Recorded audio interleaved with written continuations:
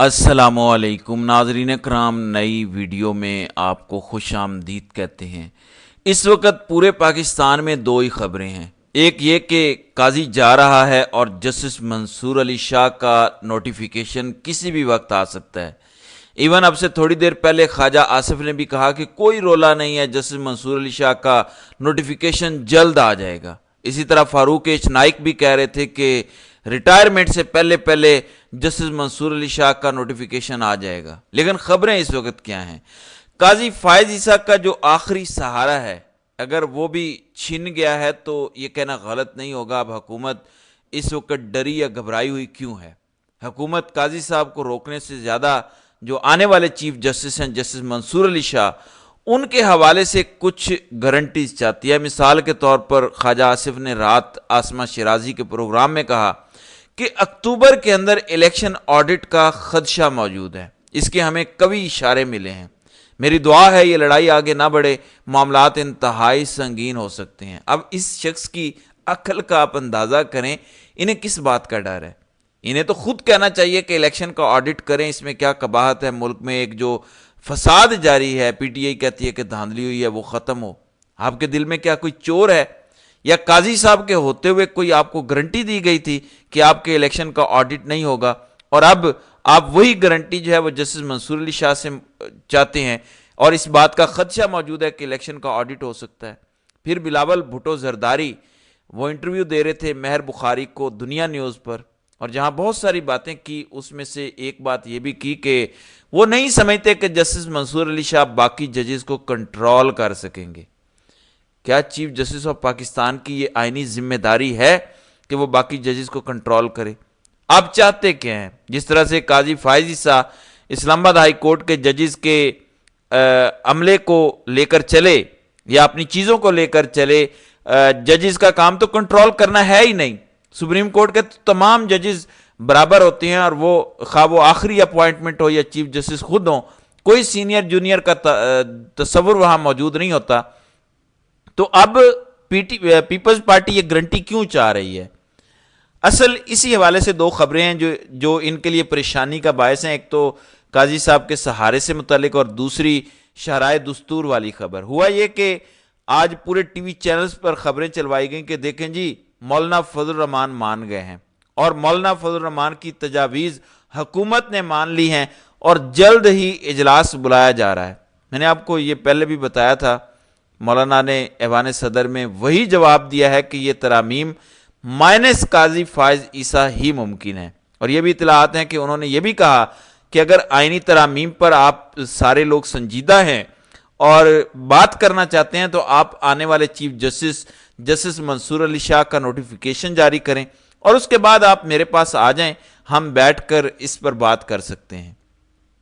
اب تھوڑی دیر پہلے یہ جو خبریں چلوائی گئیں کہ مولانا مان گئے ہیں اور باقی ساری باتیں کی گئیں، تو راشد سومرو جن کا تعلق فضل الرحمان کی جماعت سے ہے، انہوں نے کاشف عباسی کے شو میں واضح طور پر کہا کہ آئینی عدالت کے قیام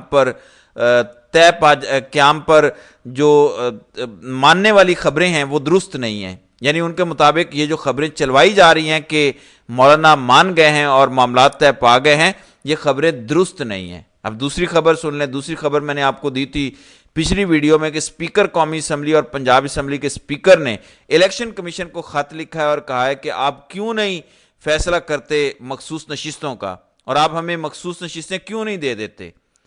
اور میں نے آپ کو بتایا تھا کہ یہ خط لکھا جانا اٹ سیلف اس بات کی گارنٹی دیتا ہے کہ حکومت کے پاس نمبر پورے نہیں ہیں، اسی وجہ سے حکومت ادھر ادھر ہاتھ پاؤں مار رہی ہے۔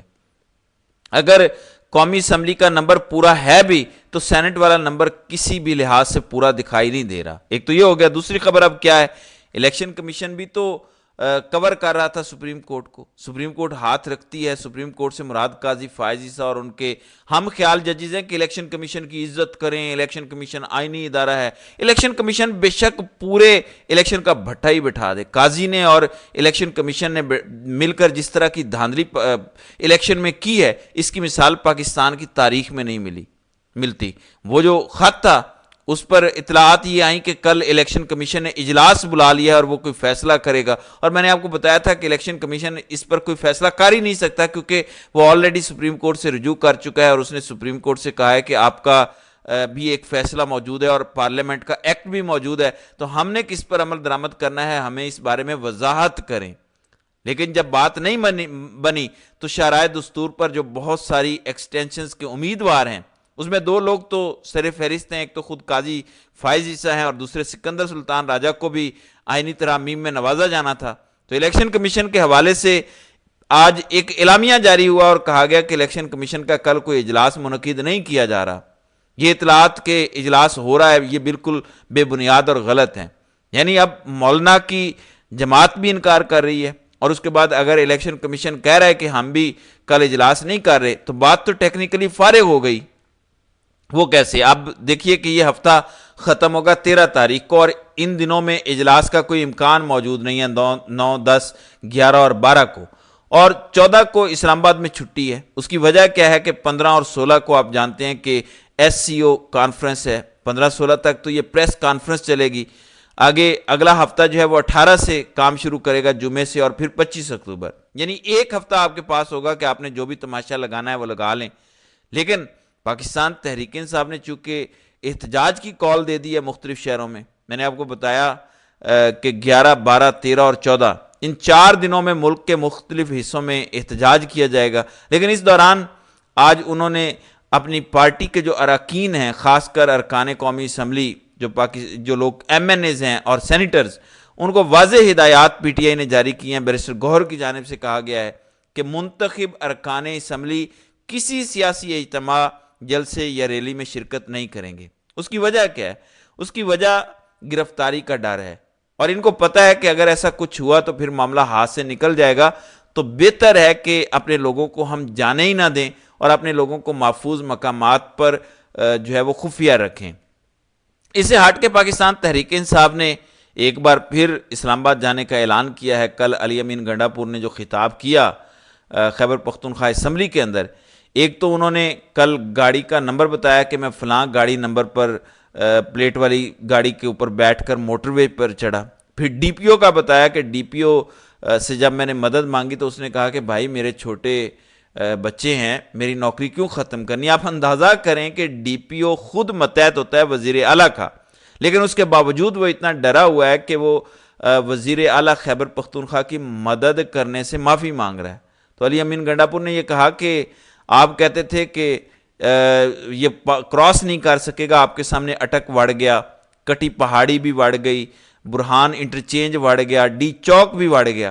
تو اب انہوں نے جو اصل رات کو اعلان کیا، انہوں نے کہا کہ تیار رہو، ہم دوبارہ اسلام آباد آ رہے ہیں، ہم اپنا حق لیں گے اور ہم اپنے حق کے لیے آخری سانس تک لڑیں گے، جس کا مطلب یہ ہے کہ یہ جو 4 دن کا احتجاج ہے، اس احتجاج کے بعد پاکستان تحریک انصاف دوبارہ اسلام آباد جانے کا اعلان کر رہی ہے۔ تو لگتا یہ ہے کہ اس کی تیاری ہو رہی ہے۔ کل جب علی امین گنڈا پور نے اپنی پوری کہانی سنائی تو اس دوران ہم نے دیکھا کہ علی امین گنڈا پور کو چھوڑ کر بیرسٹر گوہر کی اس وقت ایک ملاقات ہوئی، پھر بیرسٹر گوہر کاشف عباسی کے شو میں بیٹھے ہوئے تھے اور انہوں نے خاموشی توڑی، اور وہ تو انڈورس کر رہے ہیں علی امین گنڈا پور کی ساری گفتگو کو۔ انہوں نے کہا کہ علی امین گنڈا پور نے جو کہانی بیان کی ہے وہ بالکل درست ہے، میں اس کو مکمل سپورٹ کرتا ہوں۔